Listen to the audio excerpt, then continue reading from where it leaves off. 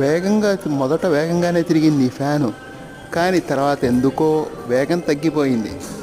ఏమో డౌట్ వచ్చింది, చూస్తే ఫ్యాన్లో ఉన్న వైండింగు, కెపాసిటర్లు, బేరింగ్లు అన్నీ దెబ్బతిని 5 సంవత్సరాల వరకు బాగుపడదని చెప్పారు. ఏంటో ఈ ఫ్యాను అసలు ఎప్పుడు గాలి రాదు పెట్టదు. చూస్తున్నారుగా ఎంత విగ్గా తిరుగుతుంది ఈ ఫ్యాను ఎంత నెమ్మదిగా తిరిగితే ఎంత గాలి వస్తుందని లేదు. అసలు గాలి లేకుండా పోయింది. ఫ్యాన్ తిరిగినా కూడా వేస్టే.